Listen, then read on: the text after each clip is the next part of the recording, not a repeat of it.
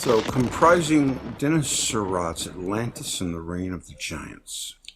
The Moon and History. A new picture of the universe is being created by science during our own lifetime. And this picture, which we usually accept without question and how, is much more incomprehensible and incredible even than that provided by any previous mythology. The astronomical universe is measured in thousands of millions of light years. The number, not of stars, but of galaxies, of which the Milky Way is one, reaches the 1,000 millions too. At the opposite end of the scale, the atom has become a very complicated cosmos in which exists a space infinitesimally small to us, which is practically a vacuum, and yet is charged with forces of such explosive power that a single atom could by its deflagration explode the entire Earth. Amazing. Man too, or rather his history, has been affected by this megalomania.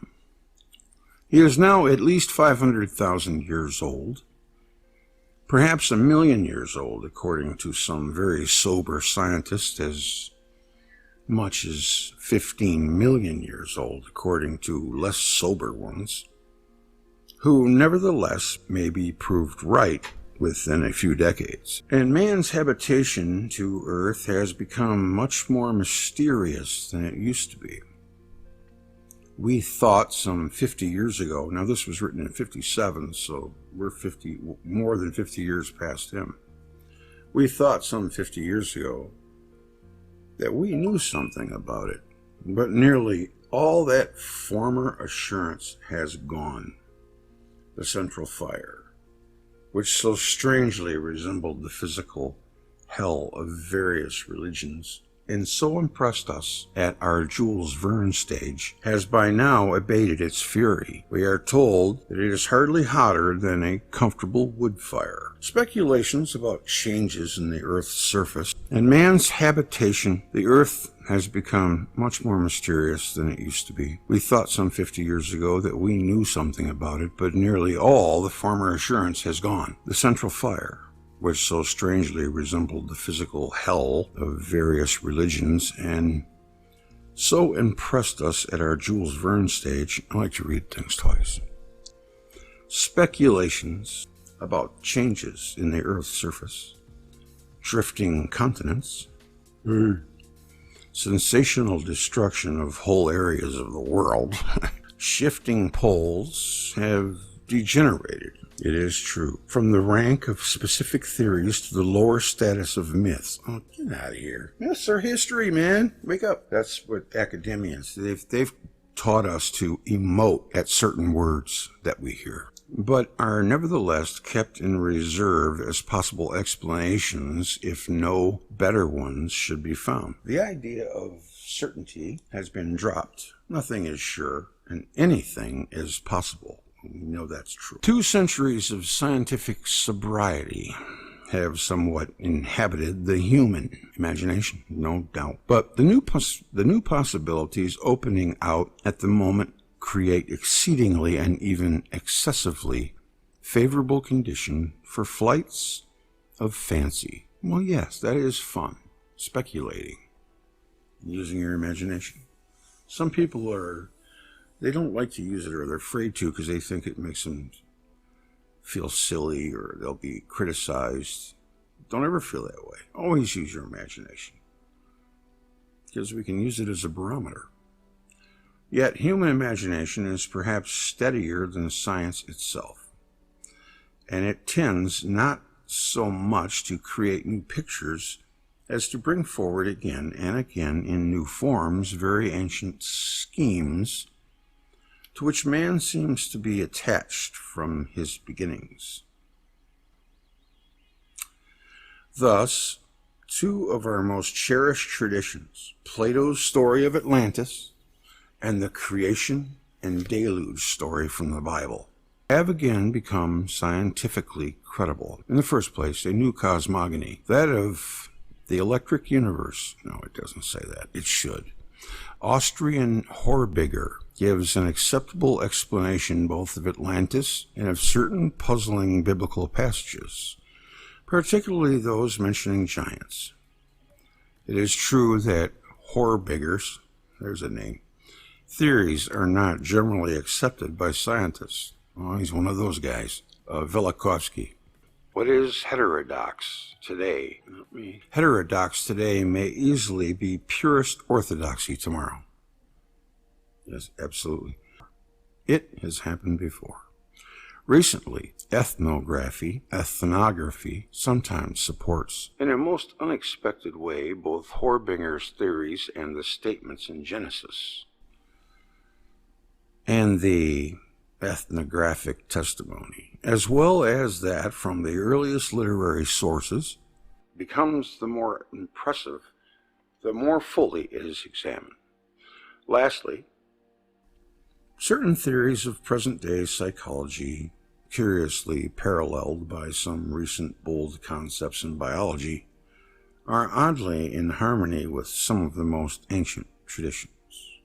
These different elements placed together present so strange and so new a picture, for all its familiar aspects, that it seems better to bring first before the reader a complete general outline, and to come later to confirm action or proof. These different elements placed together present so strange and so new a picture, for all its familiar aspects, that it seems better to bring first action or proof. The more especially since full confirmation and full proof are, let it be admitted at once, sometimes lacking. Some gaps in the picture cannot, by the very nature of things, be filled, and all we can plead for is, in Coleridge's words, a willing suspension of disbelief. But it is well worth while making that effort, for it will provide a perspective otherwise unattainable, and it will open the door to dreams.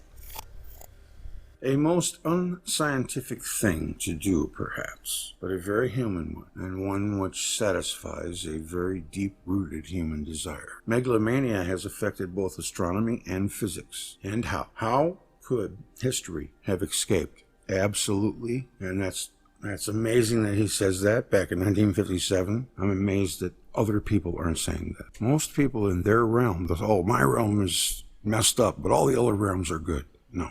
They're all messed up. If galaxies are numbered by the milliard, is a word, if one atom can create or destroy a world, cannot man be given a few more million years on the earth? Come to think of it, they've dumbed down everything, haven't they? Page 3. Here then is the picture derived from H.S. Bellamy's fascinating volumes published by Faber and Faber from 1936 onwards. Moons, Myths, and Men, built before the flood. The Book of Revelation is history. The Atlantis myth, a life history of our Earth. The ancient myths are history. I believe that Bellamy's chief contribution to Horbigerism, he's like a Velikovsky of the 19th century. Velikovskyism is the field of ethnography. Folk beliefs all over the earth confirm Horbinger's theories. My own addition is the hypothesis of the civilization of the giants as the origin of our much more recent civilizations. In 1956, H.S. Bellamy and P. Allen published The Calendar of Tiahuanaco. a thorough and most convincing explanation of the famous calendar. I find it impossible not to accept, at the very least, the general principles of their theory. But the possible solution of the Datation problem has become very fluid. Some 30,000 years ago, a highly developed civilization, utterly different from our own, was flourishing in the Andes, at 12,000 or 14,000 feet above the present level of the Pacific Ocean. While I know that corn cannot grow at that elevation, they think that that is a recent lifting, probably, like Ramon says, from the moon. If the moon was the last body that had a close call with the Earth. You can take your pick: Venus, Earth, Moon, Saturn, Jupiter. They were all here. Some 30,000 years ago, a highly developed civilization, utterly different from our own, was flourishing in the Andes at 12 to 14,000 feet above the present level of the Pacific Ocean. At that period, the sea there reached the height, and the Tiahuanaco civilization was on a seashore. The air was at a density normal for human beings, whereas now it is thin and nearly unbreathable.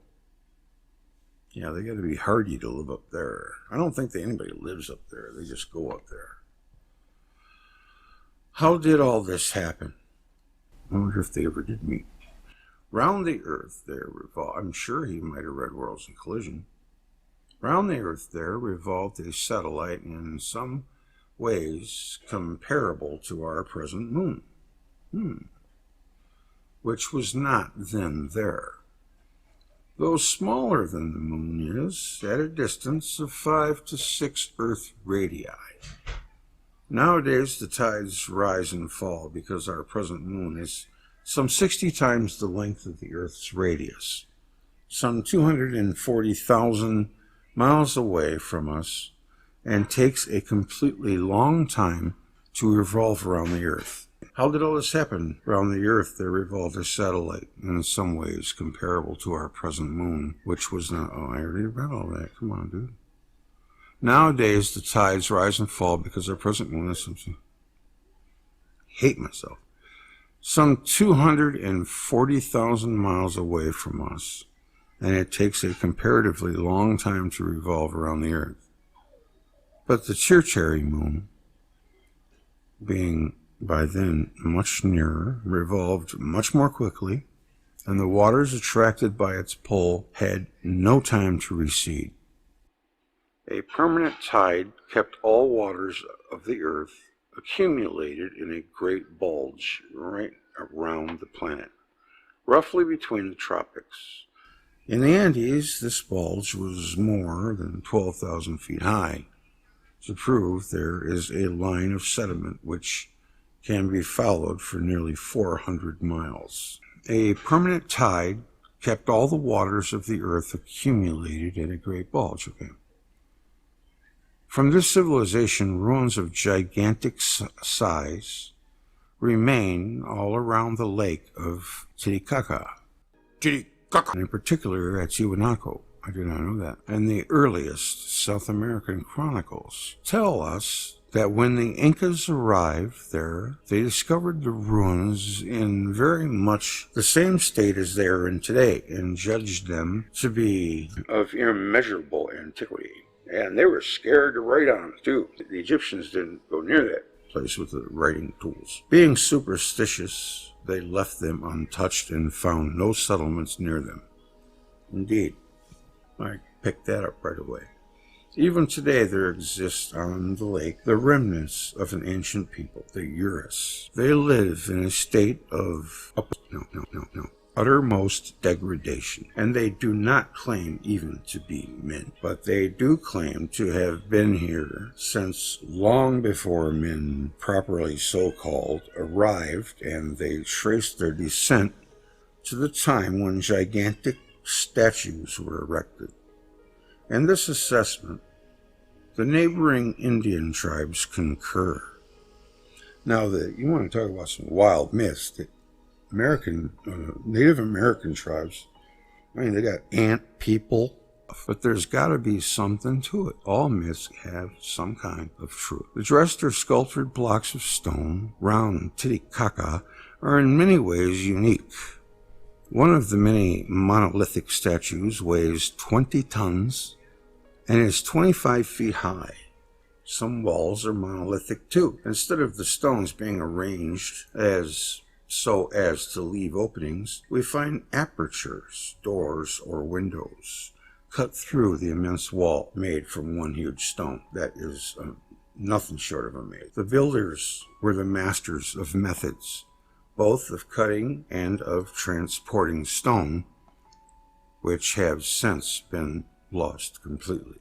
Yeah, they seem to cut through it like butter too. And then there's those tire tracks. You know, they look like tire tracks.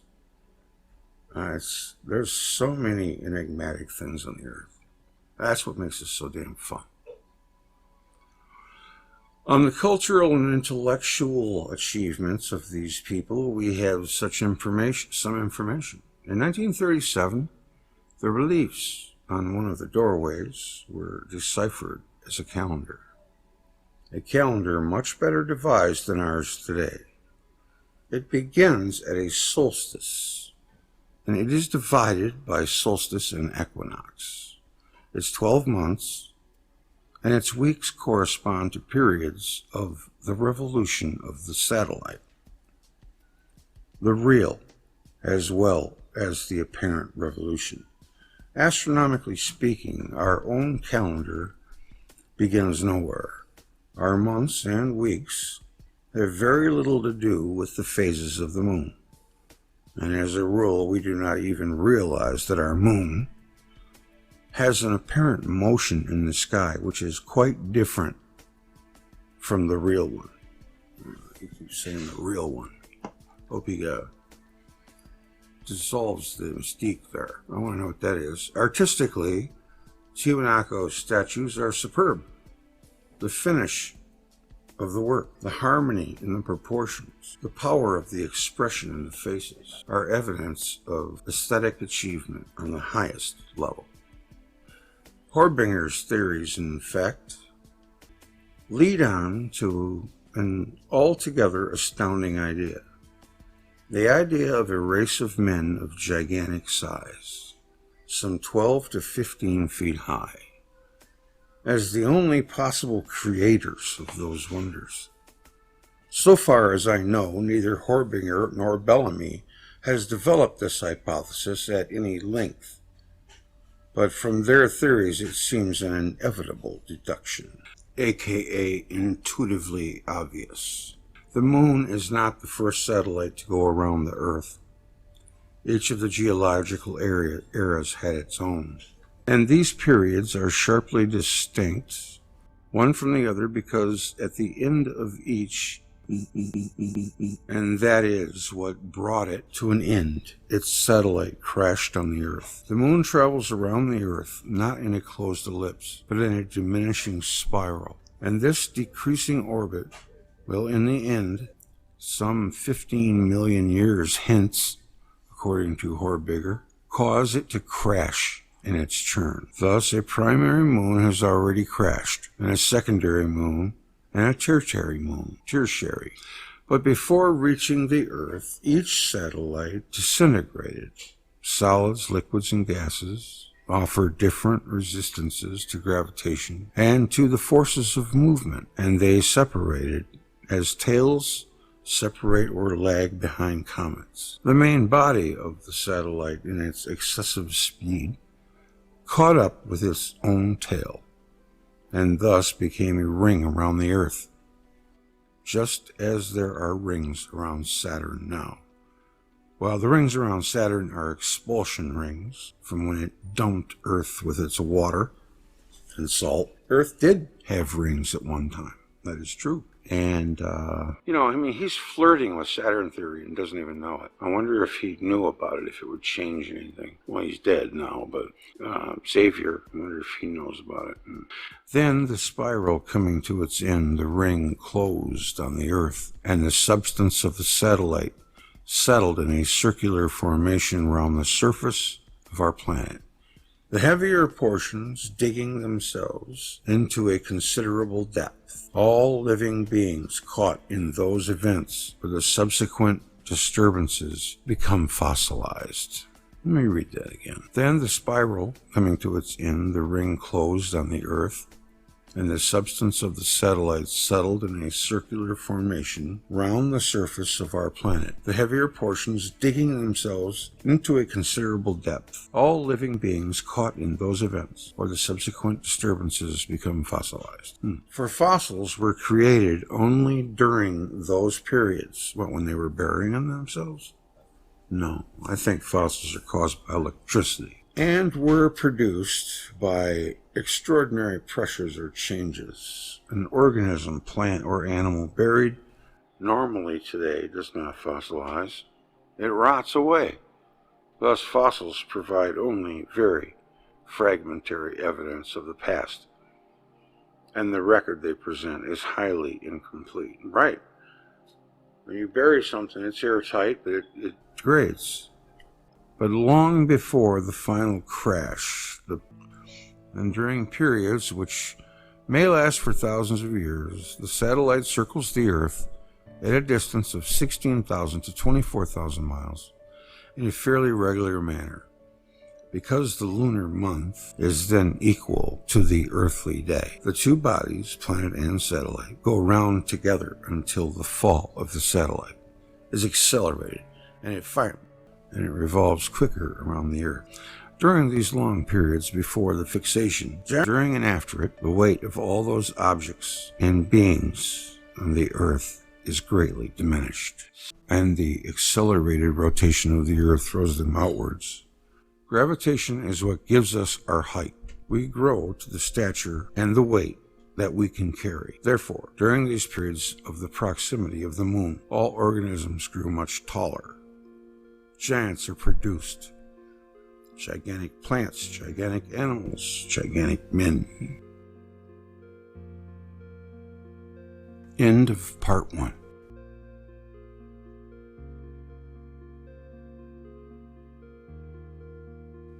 The moon, part 2.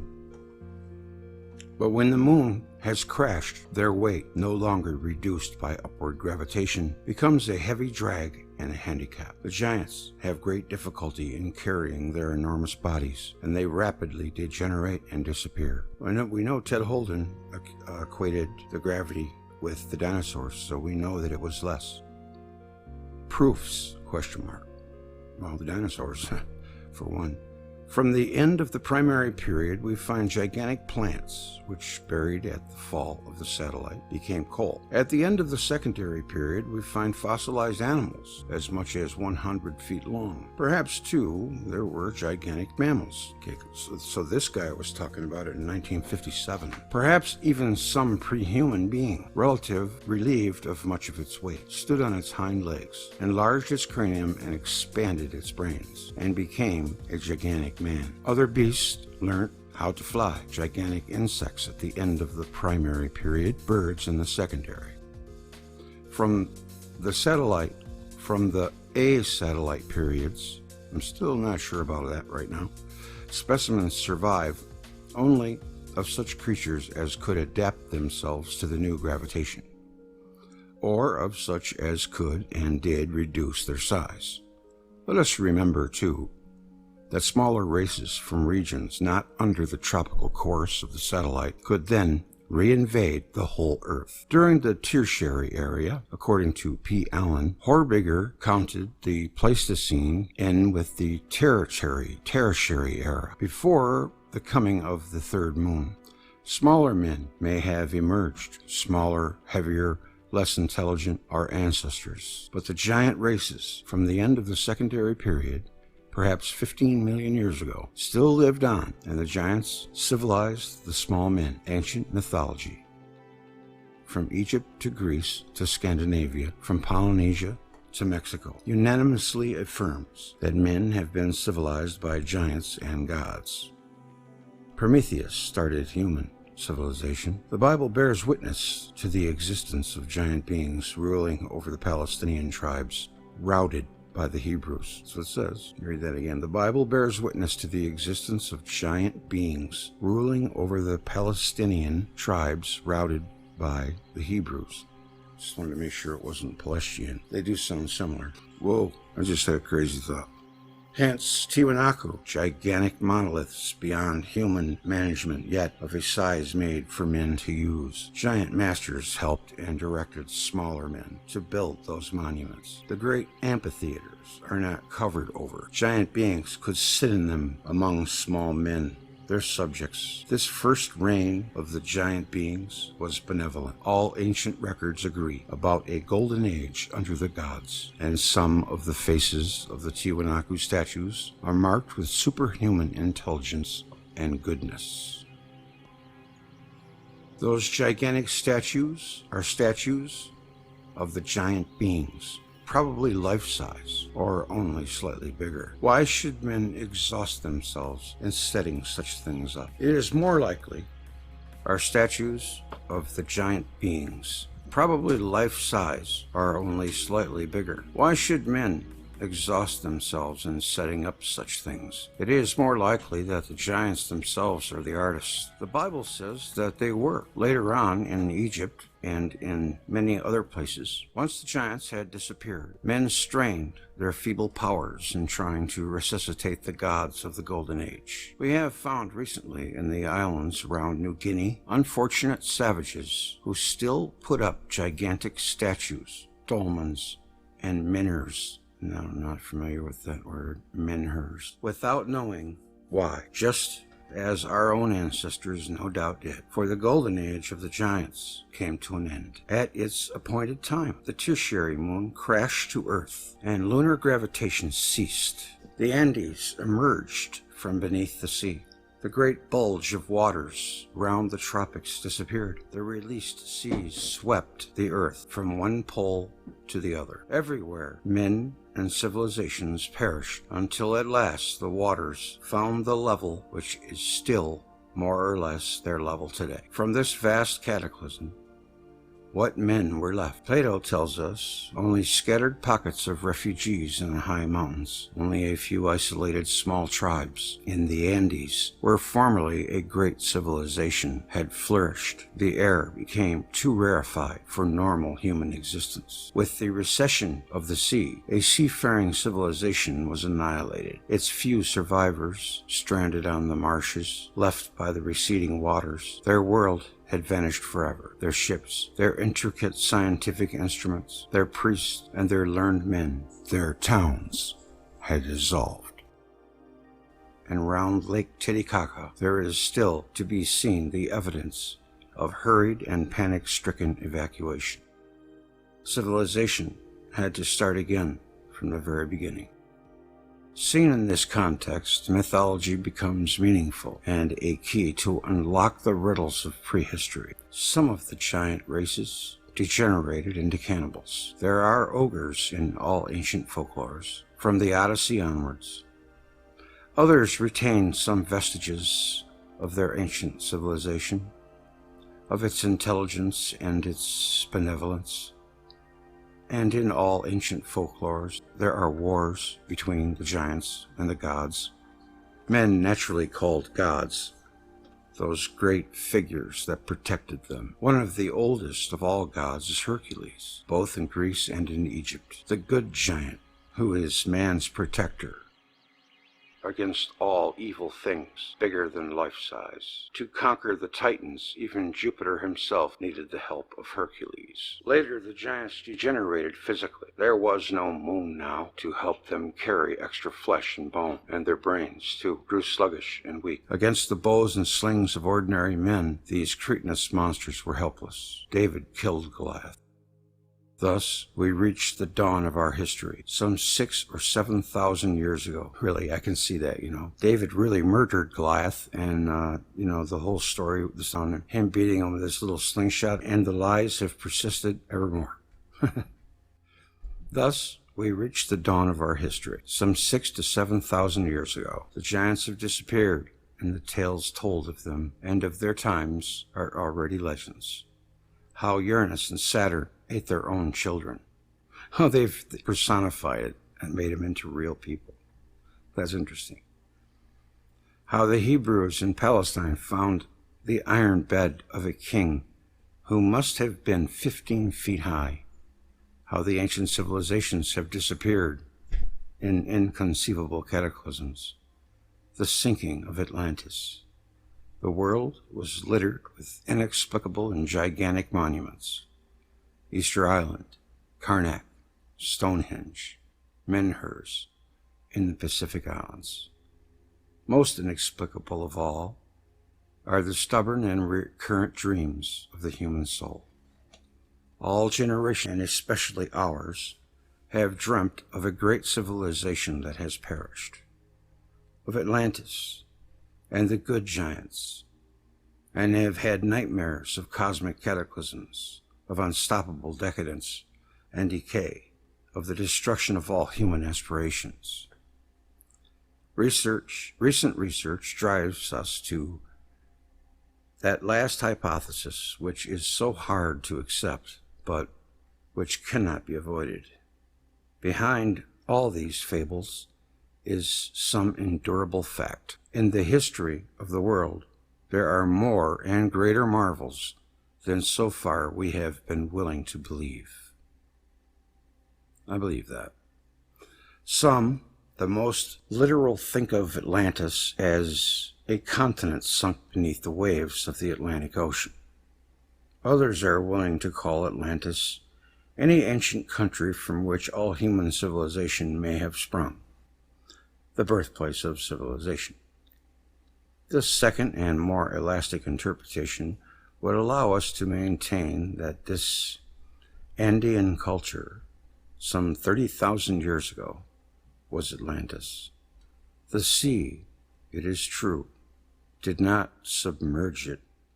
Instead, it left it high and forsaken on an abandoned mountain range, but it destroyed it just as thoroughly and as completely. I never thought of it that way. Once the seas had grown quiet again, the barbarous men of Europe, who dimly remembered the ancient mother of the nations, must have tried to sail westward to find out what had happened there. Christopher Columbus was the first of them to succeed. Before that, their ships were too small, their equipment insufficient, their navigation incompetent. There was a tradition and a legend that the western continent had disappeared, that the western ocean was an uninhabited desert, that however far west one sailed, one found nothing, unless perhaps, if the Greeks were right, the happy isles where only the dead could land. Yeah, I hear that this is America's second time around this continent. It might have been Atlantis or America before. Another legend about it or something. But the story Plato tells is shorter and more precise. The cataclysm, he records, took place only some 10 or 12,000 years ago. It was caused by a flood. His Atlantis was submerged. And this Atlantis, too, is inexplicable on the basis of Horbiger's theories. Indeed, at two specific points, when and where the disaster happened, they completely corroborate Plato's narrative. His Atlantis was more modest than the Atlantis of the Andes, but nevertheless, it was a splendid and impressive one. The Andean Atlantis came to an end rather less than 30,000 years ago. From that date onwards, until it captured our present moon, the Earth had no satellite at all. Our moon was originally a small planet revolving around the sun on an orbit further out than the Earth's. Small planets pursue their diminishing spiral more quickly than do the greater ones, for their force of inertia offers less resistance than to the attraction of the sun. They retain less of that force which originally threw them away from the center. Yeah, he's saying that planets aren't orbiting, they're slowly spiraling into whatever. Well, it's kind of silly, but that's what he's trying to say here, I think. They retain less of that force which originally threw them away from the center. On their more rapid inward spiraling, Therefore, they inevitably cross the paths of the larger planets, circling between themselves and the Sun, and sometimes a small planet. On its inward course, approaches a bigger one too closely. So closely, in fact, that the pull of the bigger planet's gravity is stronger than that of the Sun. Once that happens, the small planet is deflected from its sunwards path. It begins to circle the larger planet and becomes a satellite. Thus, according to Horbiger, our present moon was captured some 12,000 years ago. Once again, there was global calamity. The forces exerted by the newcomer were felt violently and immediately. The terrestrial globe acquired its tropical bulge for air. Even the Earth itself were attracted by lunar gravitation, as they are now.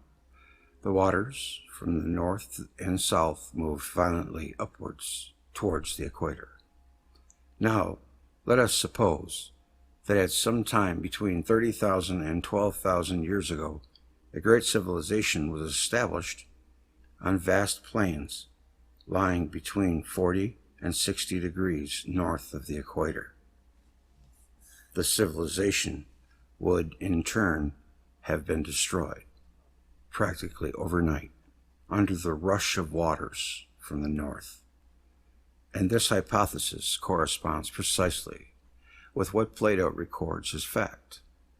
Farther north, age-long glaciation would have set in on lands deprived of air and water by the attracting forces of the new satellite.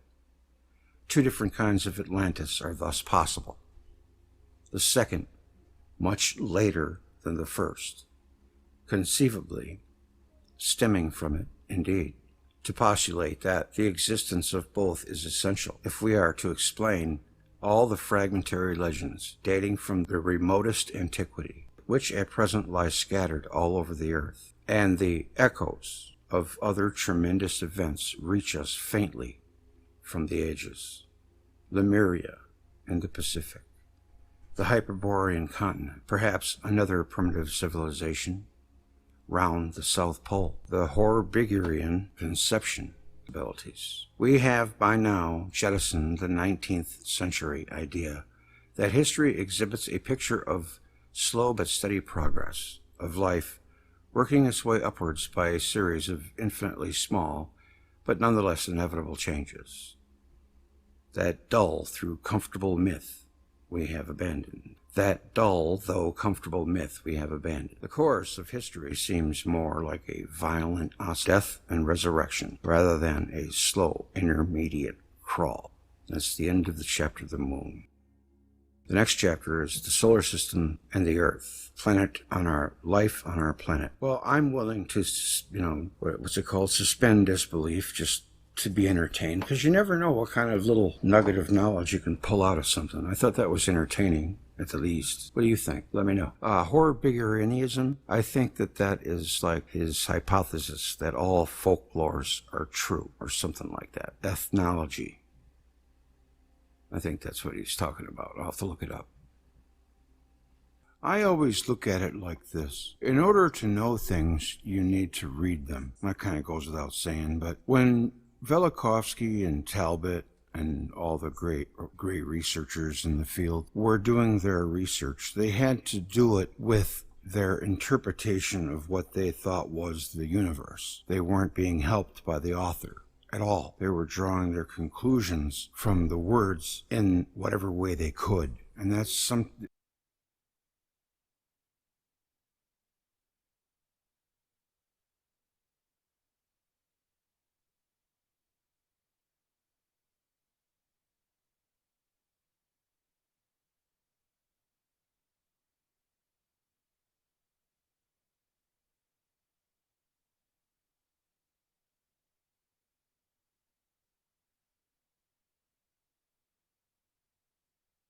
Velikovsky's Comet, Part 3. In connection with the departure of the God King's heart, soul, as it plumed or burning star, one notes that and Mesoamerican traditions produced many variations on the underlying idea. One influential variant was the idea of the heart-soul sprouting wings and soaring away. On the death of a great noble, his soul was thought of as taking flight, like a bird or a butterfly. At such a time, he was addressed by those attending. Awaken, it has reddened, dawn has set in. Already the flame-colored cock has sung, the flame-colored swallow. Already the flame-colored butterfly flies. The most popular form of the soul bird appears to have been the quetzal, the national bird of Guatemala. My friend Phil Peters, who lived for several years among the Quiche Maya of the Guatemala lowlands, recounts the story of the famous hero Tiahuanaco, who lived at the time of the Spanish invasion on the plains of Zilaju. The story goes, Tiahuanaco was killed by Pedro de Alvarado of Cortez's army. Then the quetzal bird that was in his headdress took flight, and since that tragic occasion, the quetzal no longer sings. What is crucial in any study hoping to comprehend such ideas is the ability of the celestial reference, the mythological archetype, to give meaning to the symbol. In the Vienna Codex Vendabenensis, the planet Venus is depicted with wing-like appendages. Can the wings of Venus, said to represent Venus' radiance or greatest brilliancy, be separated from the global myth of Venus as the soul bird? Though we cannot here stop and review countless parallels in other lands, we would be remiss if we failed to observe that the avian flight of the heart-soul is a worldwide theme. The earliest instances will be found in Mesopotamia and Egypt, where the Venus goddess Inanna, Ishtar, Isis, and Hathor, to name only the most prominent instances, all represent the soul in the form of a bird taking flight. Thus, the great god-kings, whose heart-souls were the star Venus, customarily depart in the form of a dove, partridge, or swallow, virtually universal symbols of Venus, of transformation, and of departing soul.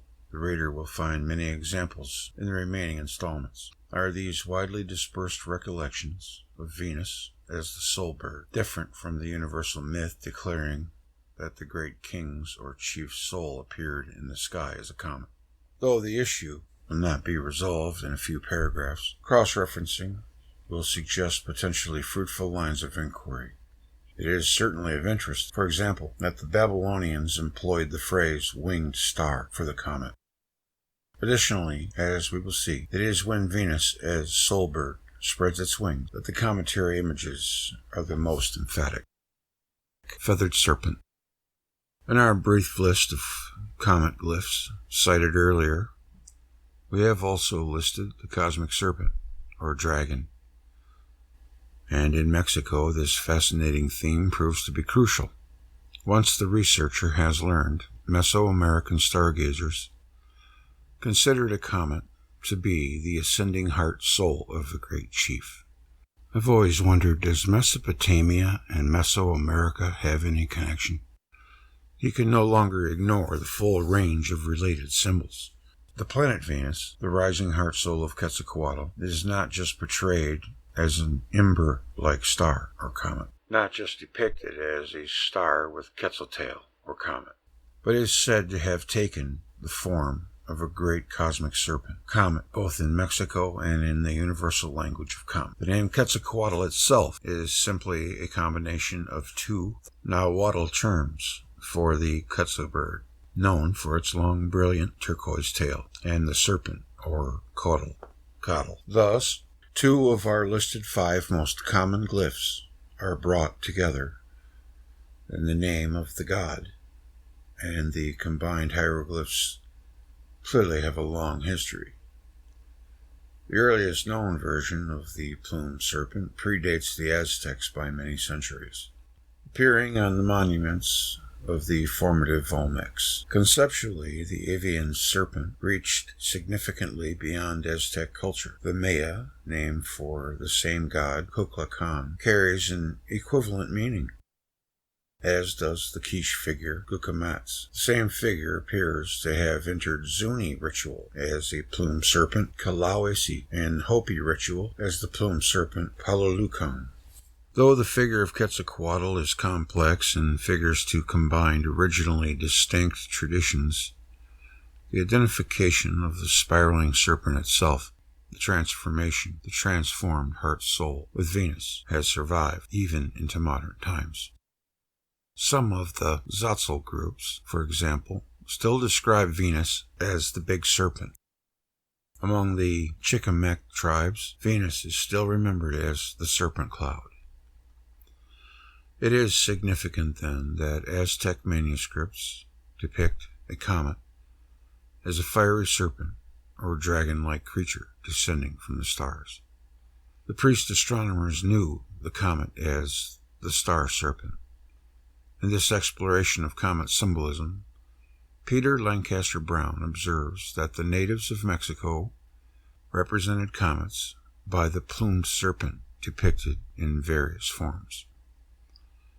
But what does this say about the acknowledged identification of the plumed serpent, the planet Venus, the ascending heart, soul of Quetzalcoatl? It seems very likely that the white and bearded god who appeared in the East, associated with Quetzalcoatl, serpent god, legends of pre-Columbian Middle America, relates to the apparitions of spectacular comets in the morning sky, and not to the planet Venus, Brown writes. Here again we see an author attempting to rationalize a clearly stated Venus-comet connection, offering his own explanation.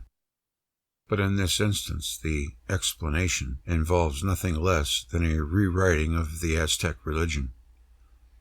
For the identity of the transformed heart-soul of Quetzalcoatl as the planet Venus was an unshakable tenet of the myths and rites.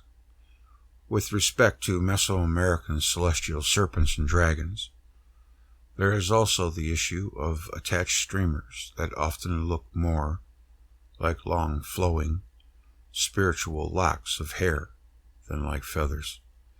This unique feature is particularly significant since the disheveled mane of the celestial serpent dragon is a worldwide motif. And yet, remembering that pre-Columbian astronomy depicted the comet as both a celestial serpent and a maned star, should it surprise us that the serpentine form of Venus possesses streamers suggested of long flowing hair? Of countless celestial serpents and dragons in other lands, since Venus was itself the mane or long-haired star in widely dispersed cultures, the underlying integrity is undeniable.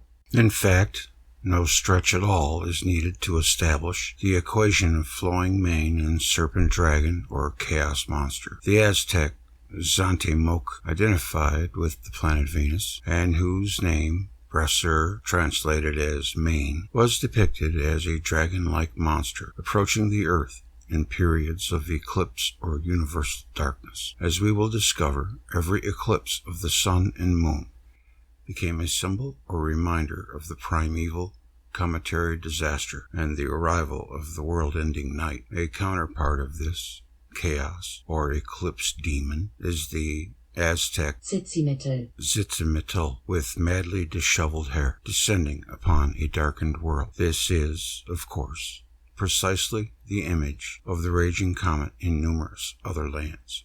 A comet was supposed to be a tendril of the Great Mother's hair appearing in the sky, as the world was slowly overshadowed by her twilight shadow of doomsday, writes the noted student of world mythology, Barbara Walker. But the interconnected comet glyphs attached to the chaos monsters range far beyond these instances. A symbolic counterpart of this streaming hair is the enigmatic but frequently depicted beard of the Mesoamerican serpent dragon, the Aztec plumed serpent, the Mayan great bearded dragon, and numerous counterparts of these celestial monsters are distinguished by flowing beards that are every bit as preposterous on the face of it as their streaming manes. The reader will recall the celestial beard or bearded star in our short list of comet symbols. as a logical extension of the long-haired star. Thus, the Greek pogonias, the bearded star, means comet. While a bearded serpent is a biological absurdity, the anomalous beard is immediately explained if the Venetian serpent is a long-haired star or comet. If the celestial beard did not mirror a comet-like form in the sky, then the bearded serpent is one more anomaly left unanswered, despite a consistent pattern that seems to cry out for recognition. To keep all this in perspective, it needs to be remembered that Quetzalcoatl, whose heart-soul became the plumed serpent, was himself the white and bearded god, with many counterparts spread across pre-Columbian America. One more anomaly to add to the equation. Thus, Frank Waters, surprised at the prevalence of this unusual figure among the dark-skinned natives of the New World, typified by Quetzalcoatl and the Incan Velikovsky, assures us the myth was so common throughout all of pre-Columbian America that we regard it as rising from a concept in the unconscious. A relationship with the planet Venus is clear, though not without wide-ranging interpretations by the specialists.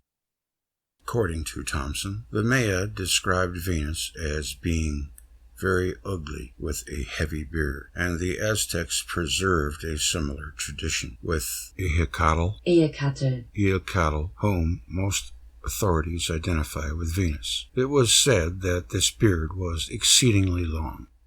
Lastly, on the matter of flowing hair, mane, or beard of the celestial serpent or dragon, I should like to register an opinion of one additional oddity, that the Mesoamerican feline dragon. Here, too, we are dealing with an image begging for comparative study, since the outlandish merging of cat, lion, jaguar, tiger, or lynx with a celestial serpent seems to have occurred in all major cultures. Since noticing the oddity in Mesoamerica, I have noted as well the general disinterest of the specialists in accounting for such an incongruous monster. A cat and a serpent. Here, nature itself provides not a clue as to how anyone, much less skywatchers around the world, could think of the one when confronted with the other. But an analysis of this mythic creature can be advanced dramatically by the Velikovskian methodology.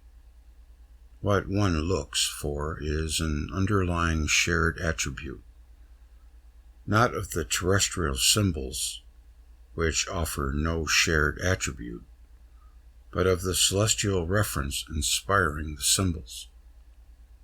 And in this instance, there can be no doubt that it is the mane of the celestial feline figure and the twisting body or tail of the celestial serpent.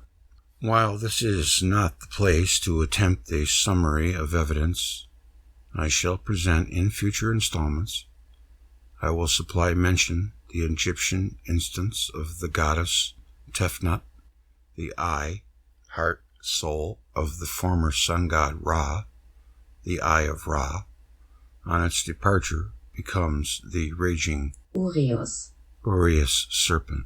But in the account of the goddess Tefnut as departing eye, the raging goddess serpent is also depicted as a lion head with flaming, smoking mane. Of course, it is not one instance, but the repeated instances of such motifs that will make the case secure.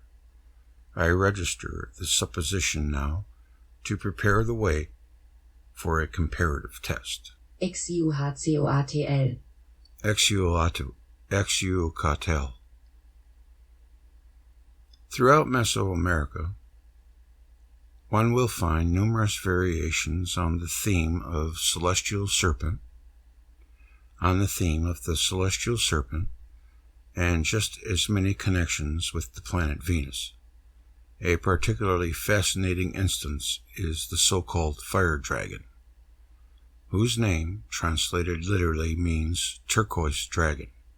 Significantly, Quetzalcoatl was described as a heavenly torch. In mythology, he becomes the fiery weapon hurled by the victorious sun at his enemies, the stars, writes Brundage. Perhaps there's more here than the reader will immediately recognize. A torch or flame in the sky, only a minor variation on the smoking star, belongs to the universal comet myth. Item 3 in our list of the 5 most common comet glyphs. Moreover, as I intend to demonstrate, one of the repeated themes in the myth of the prototypical comet is that it appears as a divine weapon hurled against rebelling powers. Consider the lines of Shakespeare in Henry VI.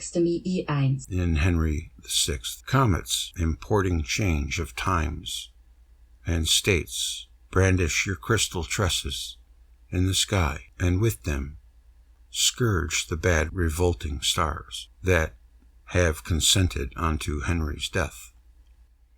The motifs are death of the king, celestial rebellion, an appearance of the comet as both a sign of world change, passing of world ages, and a weapon launched against the rebels. Similarly, the Aztec dragon Quetzalcoatl, the flaming serpent, appears as the fire stick wielded by the celestial hero Huitzilopochtli when the heavens were overrun by the demons of darkness. Was the comet like turquoise dragon then linked to the planet Venus? In Teotihuacan, the dragon is plainly portrayed as an overarching sky motif, a path for stellar objects. Writes Brundage, he is a plumed rattlesnake, i.e. a counterpart of the plumed serpent of Quetzalcoatl myth. He can be identified from quincunx, the 5 points that together form the emblem of the morning star that adorns him as the planet Venus. David Talbot.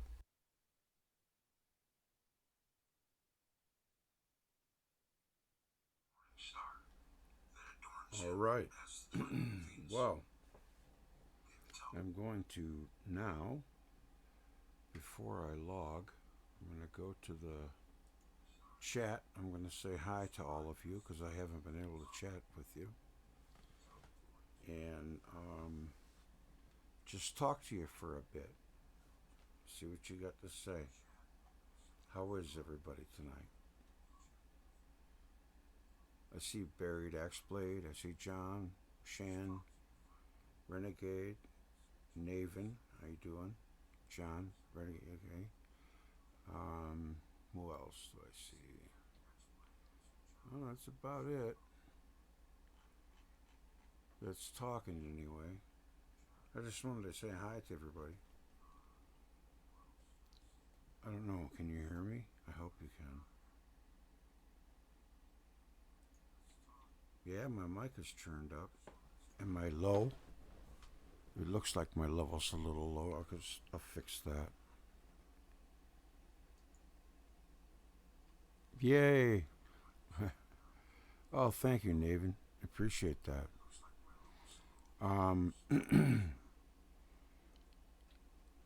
We had electric gravity yesterday. Part 1. I'll play part 2. An electric field will transversely squash the subtron orbits with an electron or a proton. If you cause acceleration at one point in a circular orbit and a deceleration at the diametrically opposite point of the orbit, the result is an elliptical orbit. In the case of an accelerated particle, the orbit will tend to flatten in the direction of the applied force. It seems that as more energy is supplied to accelerate the particle, the more that energy is assimilated inelastically in further distortion rather than acceleration. In other words, the electric force becomes less and less effective at acceleration, which Einstein would have us interpret as an increase in mass. For comparison, Weber's classical approach to the problem has a decrease in the electrical force and not a change in the inertial mass. This model implies that the charge centers of a proton at rest are more separated than those in an electron at rest. That allows the proton to distort more readily.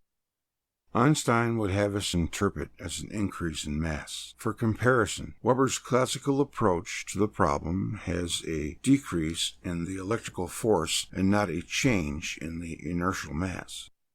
This model implies that the charged centers of a proton at rest are more separated than those in an electron at rest. That allows the proton to distort more readily than an electron in the same electric field, and may account for their classical differences in size and mass.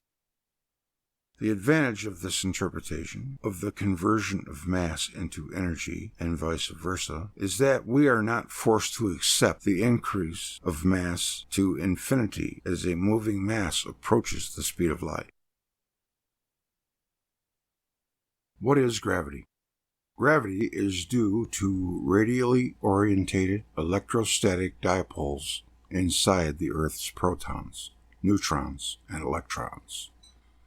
The force between any two aligned electrostatic dipoles varies inversely, as the fourth power of the distance between them and the combined force of similarly aligned electrostatic dipoles over a given surface is squared.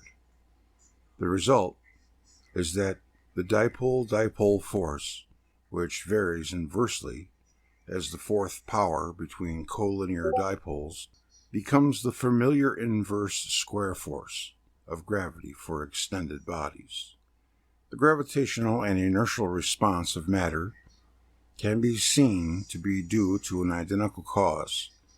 The puzzling extreme weakness of gravity, 1,000 trillion times less than the electrostatic force, that's 4 trillions, is a measure of the minute distortion of subatomic particles in a gravitational field. I thought it was 3 trillions, but he's got 4 here. The 2,000-fold difference in mass of the proton and neutron in the nucleus versus the electron means that gravity will maintain charge polarization by offsetting the nucleus within each atom. The mass of a body is an electrical variable, just like a proton in a particle accelerator. Therefore, the so-called gravitational constant, g, with the peculiar dimension L to the third m t to the second, is a variable. That is why g is so difficult to pin down. Anti-gravity. Conducting metals will shield electric fields. However, the lack of movement of electrons in response to gravity explains why we cannot shield against gravity by simply standing on a metal sheet. As an electrical engineer wrote, we don't have to worry about gravity affecting the electrons inside the wire leading to our coffee pot. If gravity is an electric dipole force between subatomic particles, it is clear that the force daisy-chains through matter regardless of whether it is conducting or non-conducting. Sansbury explains. Electrostatic dipoles within all atomic nuclei are very small, but all have a common orientation. Hence, their effect on a conducive piece of metal is less to pull the free electrons in the metal to one side, toward the center of the Earth, but to equally attract the similarly orientated electrostatic dipoles inside the nuclei and free electrons of the conductive piece of metal. This offers a clue to the reported gravity shielding effects of a spinning superconducting disk. Electrons in a superconductor exhibit a connectedness, which means that their inertia is increased. Anything that interferes with the ability of subatomic particles within the spinning disk to align their gravitationally induced dipoles with those of the Earth will exhibit anti-gravity effects. Despite a number of experiments demonstrating anti-gravity effects, no one has been able to convince scientists attached to general relativity that they have been able to modify gravity. This seems to be a case of turning a blind eye to unwelcome evidence. Support for anti-gravity implicitly undermines Einstein's theory. What do you think them scientists who build them TR-3Bs are thinking? You think they follow Einstein? I highly doubt it. They're plasma physicists. Instantaneous gravity. A significant fact usually overlooked is that Newton's law of gravity does not involve time. This raises problems for any conventional application of electromagnetic theory to the gravitational force between two bodies in space. Since electromagnetic signals are restricted to the speed of light, gravity must act instantly for the planets to orbit the Sun in a stable fashion. If the Earth were attracted to where the Sun appears in the sky, it would be orbiting a largely empty space because the Sun moves on in the 8.3 minutes it takes for the sunlight to reach the Earth. If gravity operated at the speed of light, all planets would experience a torque that would sling them out of the solar system in a few thousand years. Clearly, that doesn't happen. This supports the view that the electric force operates at a near infinite speed on our cosmic scale, as it must inside the electron. It is a significant simplification of all the torturous theorizing that has gone into the nature of gravity and mass. Einstein's postulates are wrong. Matter has no effect on empty space. Space is three-dimensional, something our senses tell us. There is a universal clock, so time travel and variable aging is impossible, something that common sense has always told us. But most important, the universe is connected and coherent. Every time I hear someone mention time travel, I know that they're talking out of their butt. A real nature of light. However, it leaves the question of what the speed of light means. This is where I part company with Sansbury and others who explain it in terms of a delayed response to an instantaneous signal. In Wall's view, the crucial difference between the near-infinite speed of the electric force and the relative dawdle of light on any cosmic scale is that the electric force is longitudinal, while light is an oscillating transverse signal moving slowly through a medium. See, I think light emits, and the atoms or the ether just carry that emission. But who am I? Nobody, really. If I can use a simple analogy, light travels slowly, like the transverse ripples on a pond surface. Gravity travels swiftly and longitudinally, like the speed of sound in water. Once again, this is at odds with Einstein's metaphysics, because it reinstates Maxwell's ether. Maxwell's electromagnetic theory requires a medium. How can you wave nothing? The Michelson-Morley basement experiment was heralded as having lain to rest the notion of an ether. It didn't. Dayton Miller carried out far more rigorous repeats of that experiment at different locations and elevations. He found a residual which allowed him to conclude that ponderable bodies like the Earth drag the ether with them. He was able to determine the relative motion of the solar system with respect to the ether. Oh, that's cool. They drag the ether with them. See, I always wonder, are we immersed in the ether and going through it, or are we traveling with it? This is saying that the Earth drags the ether with it. Others and I have argued that a plenum of neutrinos forms the ether. Based upon nuclear experiments, I have also proposed that neutrinos are the most collapsed, lowest energy state of matter. In other words, they exhibit vanishingly small mass, However, being normal matter composed of subtrons, they are capable of forming electric dipoles in an oscillating electromagnetic field. A neutrino must rotate through 360 degrees per cycle. That would link the speed of light in a vacuum to the moment of inertia of a neutrino. Having some mass, neutrinos must be dragged along by gravitating bodies. They form a kind of extended atmosphere which will bend light. It has nothing to do with a metaphysical warping of space. My thoughts were always like, I don't really think there are different kinds of light. Maybe there are. But if you shine a flashlight up into the sky and you shut it off, that light doesn't keep traveling. It disperses.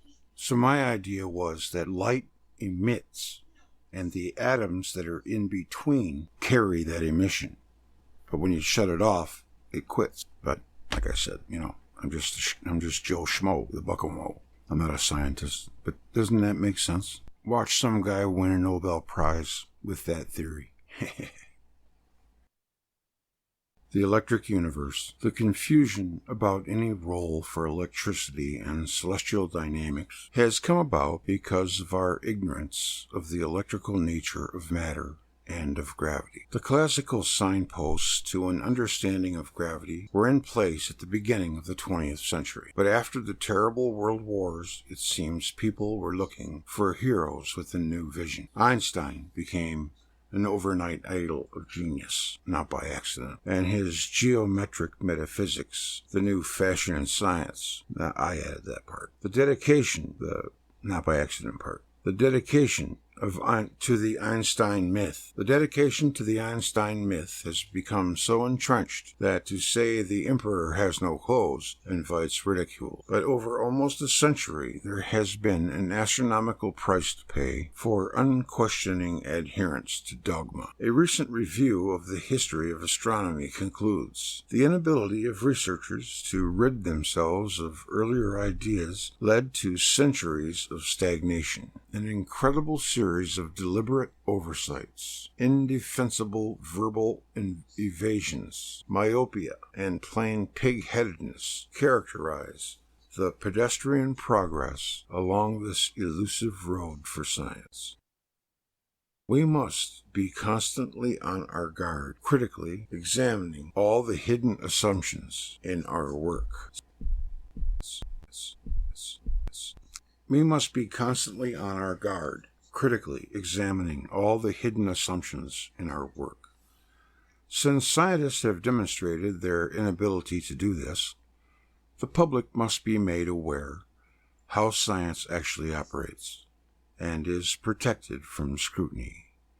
It will require the kind of fearless investigative journalism we often see in politics. I think fearless investigative journalism is dead unless you come to the internet. You certainly don't see it in mainstream.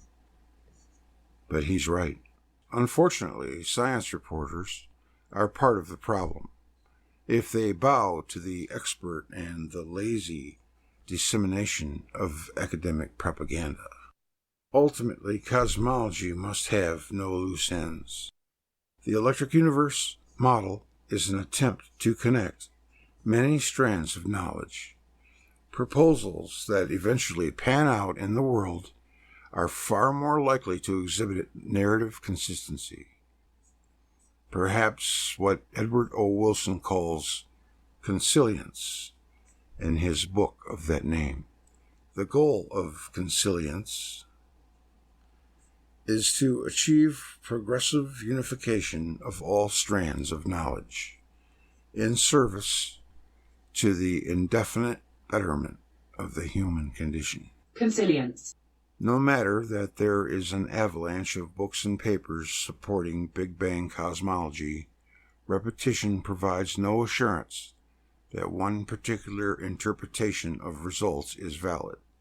Assurance of interpretation can come only by comparing the success of competing hypotheses in interpreting data from disparate areas. Big Bang cosmology fails this test because it brooks no competition.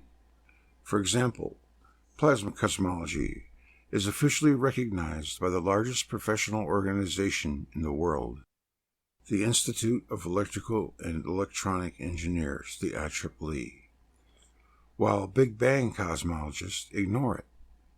The electric universe model is an extension of plasma cosmology. It is based on the concepts derived from observations as disparate as petroglyphs and quasar redshift. Big Bang cosmologists have no narrative that can compete, but by simple act of ignoring alternatives, they reject them. If the public simply acquiesce and do not speak up. Acquiesce. If the public simply acquiesce and do not speak up. Wall Thornhill. And he's got a whole boodle of references here. I'll just toss them into the video. Forward.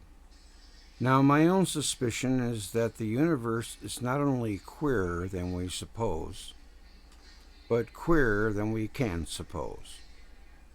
These are familiar words.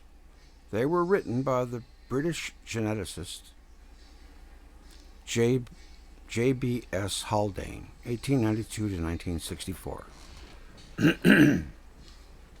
Although from time to time they attributed to Sir Arthur Eddington, the British cosmologist, and a contemporary, perhaps, because they reflect Eddington's sentiments as well as Haldane's suspicions. But it was Haldane who committed them to print in his thoughtful book, Possible Worlds and Other Essays, 1927. The title essay of that collection addresses the relationship between public acknowledge and personal conviction.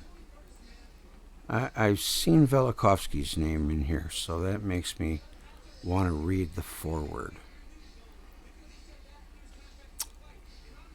This is one of the reasons why the data of the mystical consciousness can usefully supplement those of the mind in its normal state. Now, my own suspicion is that the universe is not only queerer than we suppose, but queerer than we can suppose, a word that does not get used very much anymore.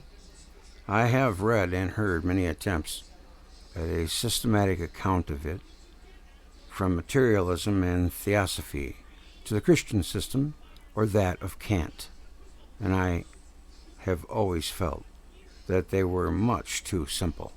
I suspect that there are more things in heaven and earth than can be dreamed of, or can be dreamed of, than are dreamed of, and can be dreamed of.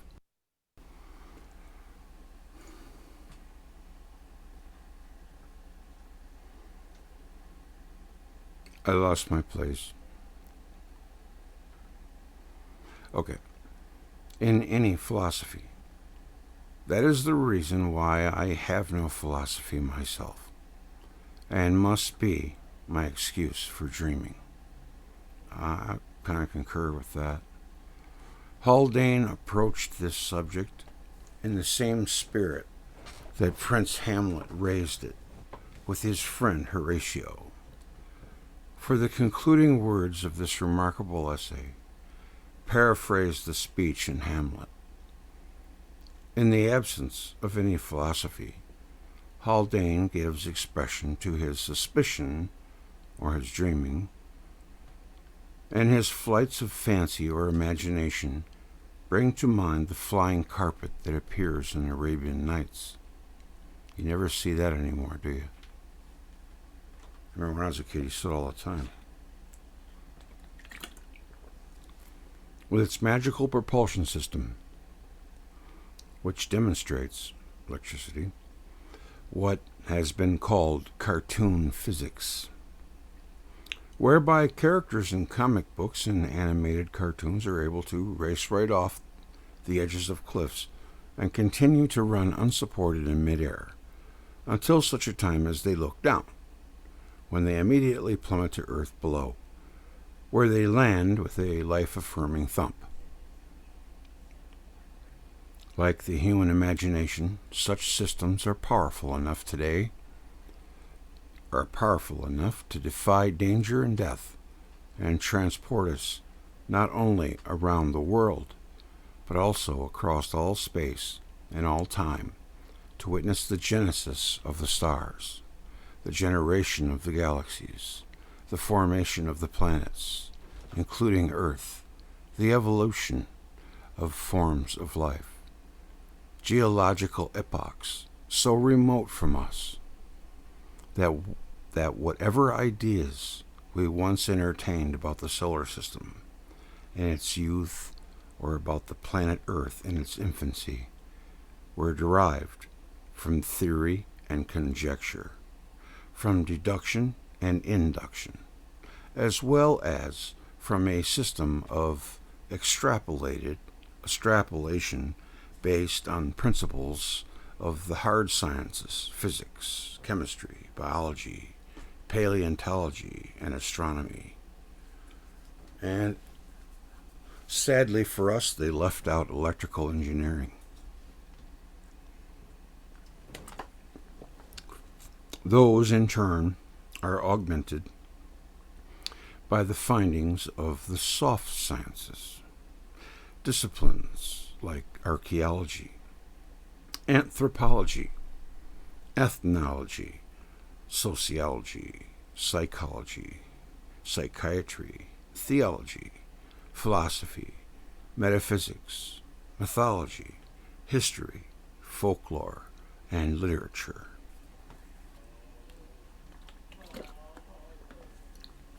Drink of water. Elsewhere, in an essay on the questionable history of the Holy Grail in early Canada, I introduced the neologism rehistorian to refer to the writer or scholar who is able to assemble in unequal measure both the hard facts of science and the soft findings of those other disciplines, in order to transport the human spirit and imagination, and hence conjecture, beyond the fields we know. The rehistorian is necessarily an associative thinker and a generalist, as distinct from the historian or scholar proper, who is by training a systematic thinker and specialist. The former is a lumper. The latter is a splitter. Rehistorians make fresh starts. Historians mark continuities. Both the synthesizer and the analyst add to the sum of the human knowledge. The record of nature through countless ages, and the arts of man through all the years. Following the inscriptions that flank the grand entranceway to the Toronto's Royal Ontario Museum, whereas the historian sticks to a scientific record, the rehistorian has at his or her disposal a wealth of intuitions and insights gleaned from mythology, legend, lore, tradition, psychology, literature, and the popular imagination, to expand the imaginative inventory of nature's actualities and man's possibilities.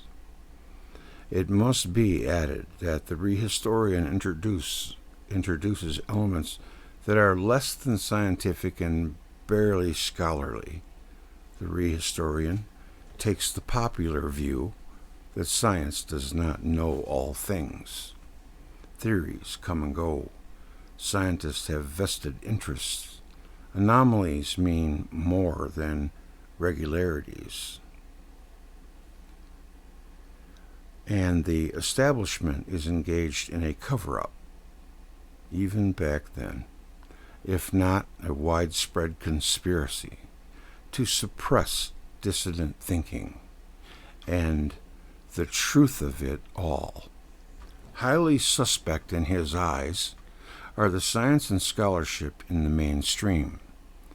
The skepticism of the rehistorian is focused on common or accepted knowledge that is part and parcel of the received wisdom, rather than on the abnormalities, deviations, or irregularities of data.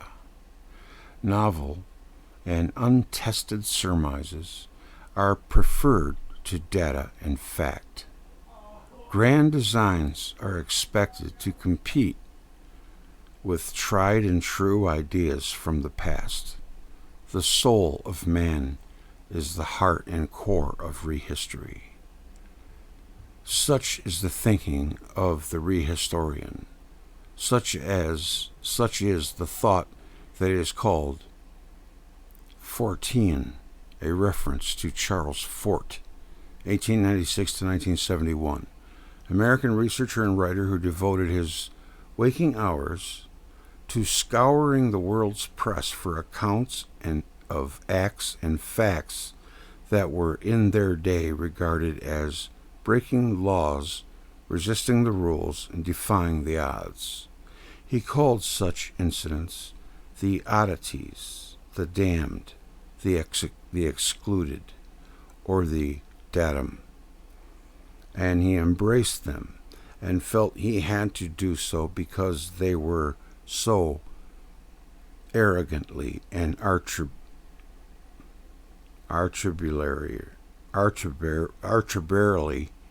that's a hard word to say, arbitrarily dismissed by dogmatic science and scientists. Haldane, as an orthodox biologist, would probably have little more or no time at all for the fort. Yet, had he been familiar with Forteanism, he would have been intrigued with Fort's willingness to entertain ideas that are, by their very nature, implausible. When not irrational, indeed, administrators of the Fortean Society proposed that Haldane be an honorary founder. It is not recorded that he accepted the honor, if he knew of it. Had he done so, he would have been right at home in the society, for his own writings finger the fringes of the broadcloth of Forteanism. I think that's how it's pronounced. That also is where Dennis Surratt, as a thoroughgoing rehistorian, may be found, on the Fortean fringe. Though going Forteanism is a thing of the past, though one of the Fort's principles, well, it's making a comeback, I think, is that history repeats itself, or at least man does.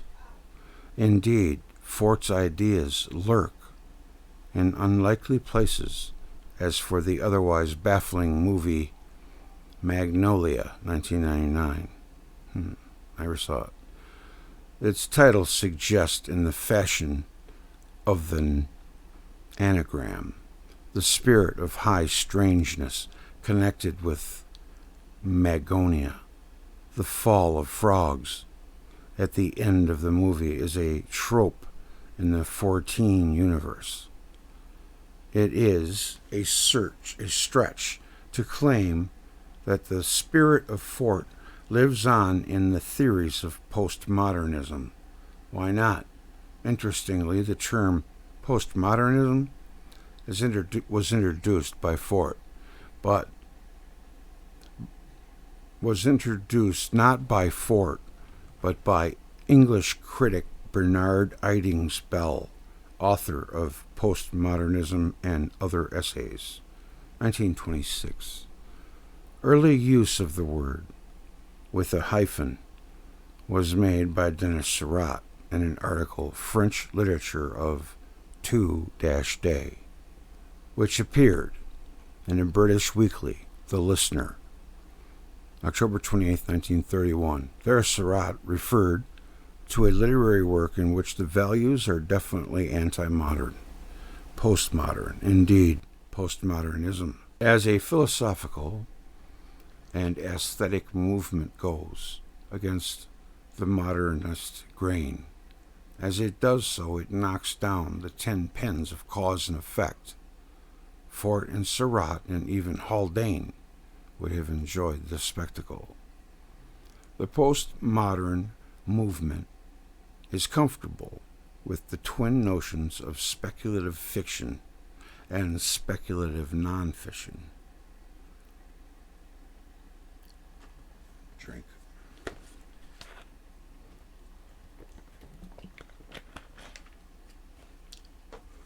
Are you kidding? I'm out of water already? Okay.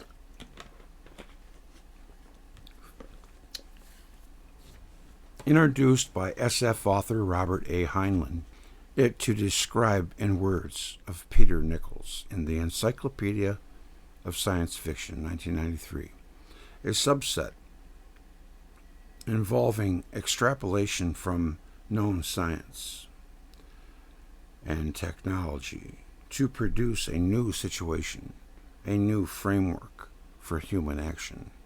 The term was subsequently extensively employed by the SF author Judith Merrill in place of the label science fiction to refer to that kind of sociological SF which concentrates on social change.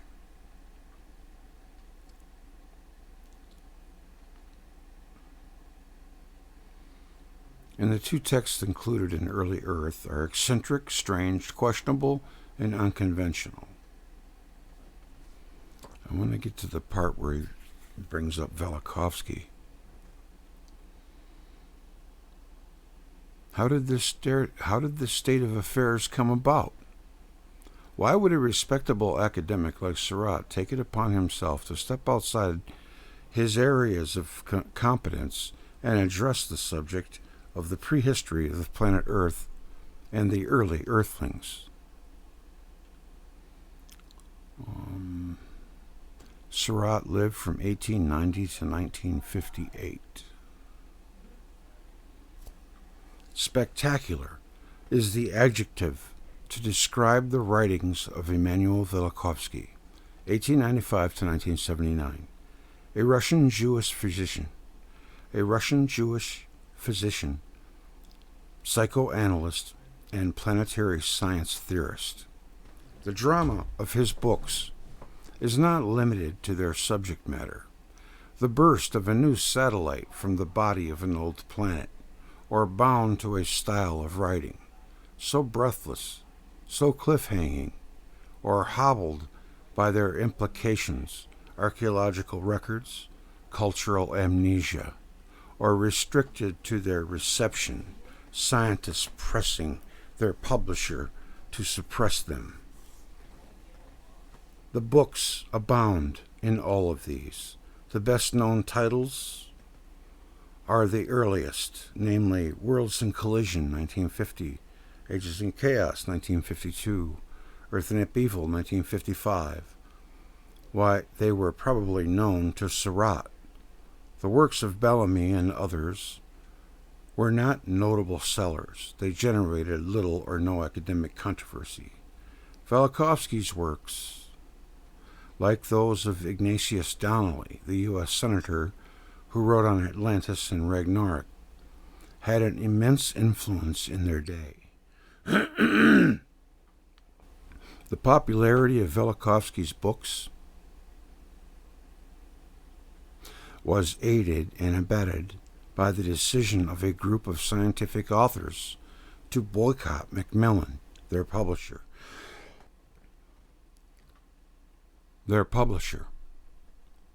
If it persisted in listing Velikovsky's books in its catalog.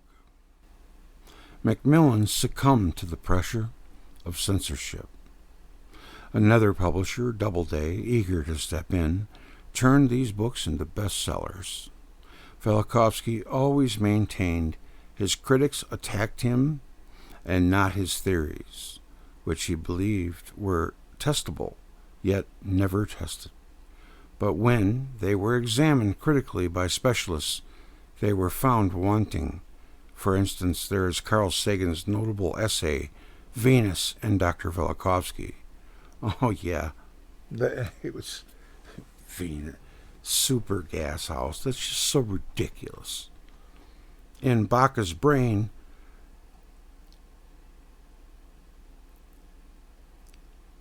of a masterpiece, it is a masterpiece of even-handed appreciation and scientific examination.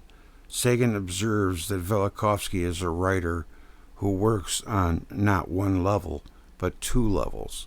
Velikovsky has called attention to a wide range of stories and legends held by diverse peoples, separated by great distances, which stories show remarkable similarities and concordances.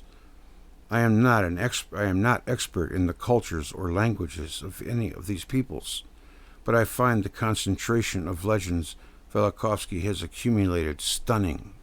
It is true that some experts in these cultures are less impressed. I can remember vividly discussing worlds in collision with a distinguished professor of Semitics at a leading university.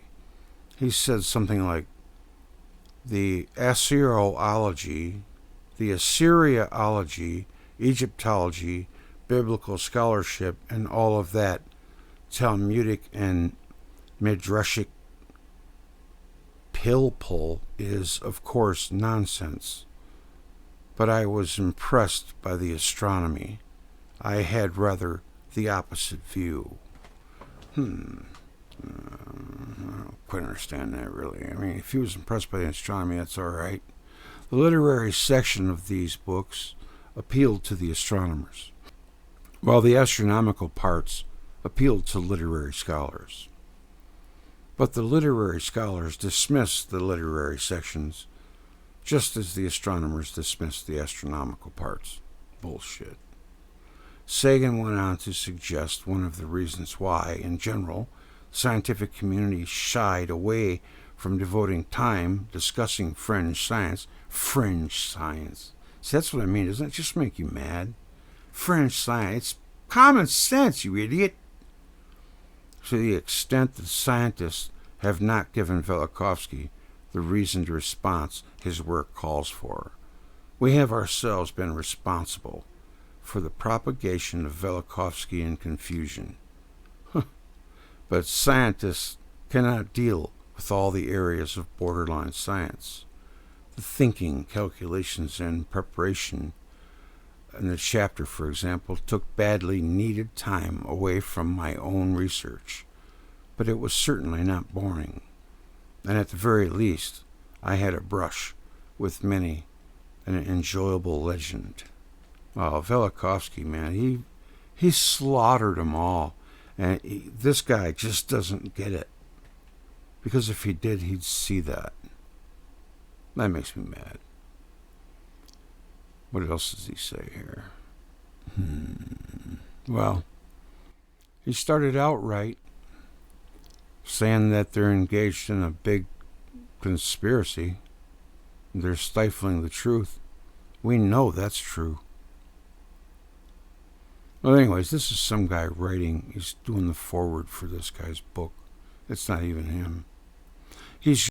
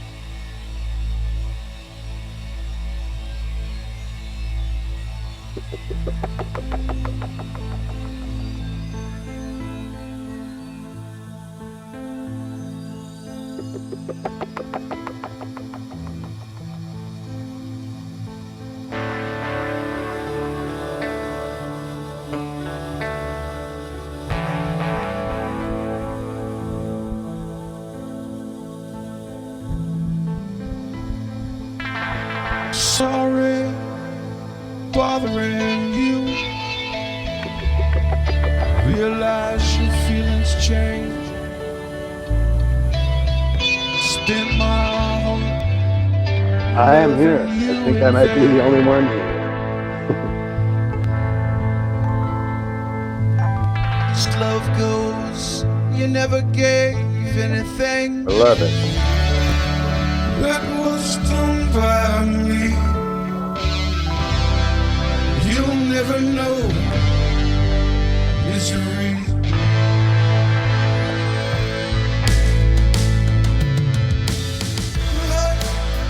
That I suffer is someone I don't even know. I guess you're not amused with me anymore.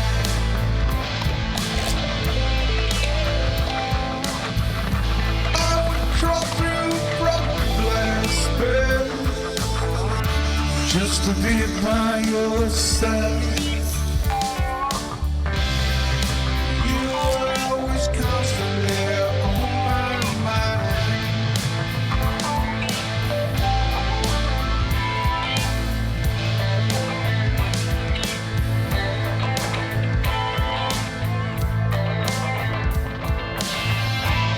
I'm trying to be a friend,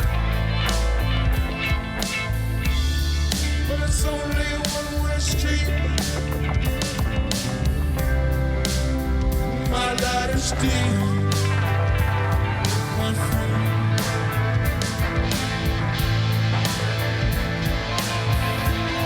When I saw you yesterday, you were looking good. Realize we're strangers in this world.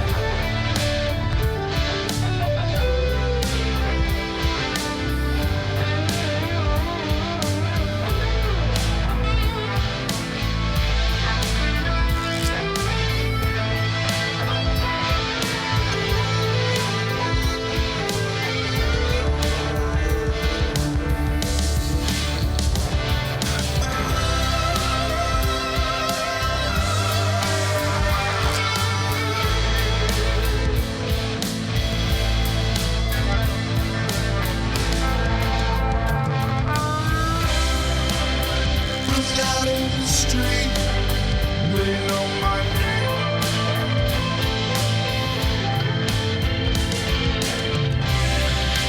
Walking down this long road, dusty lane.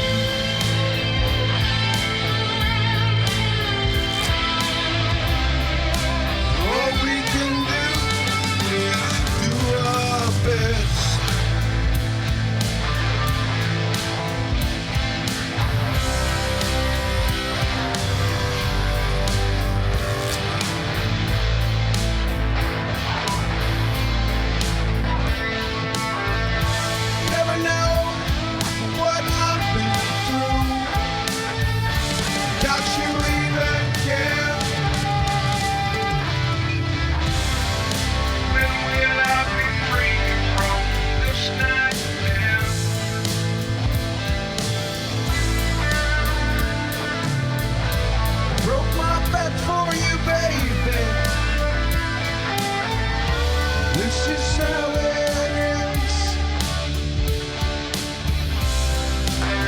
let me know one thing.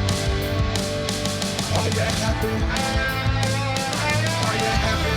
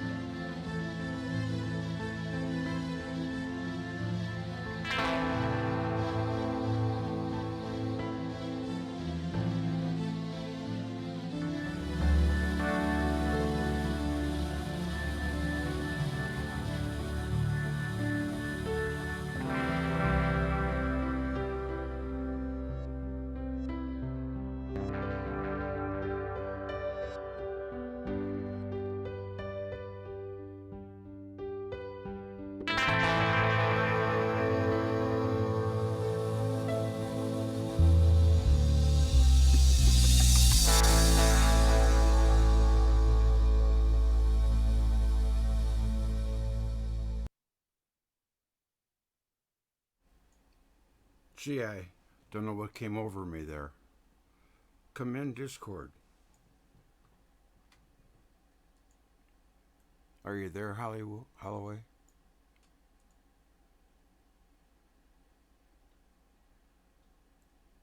Holloway.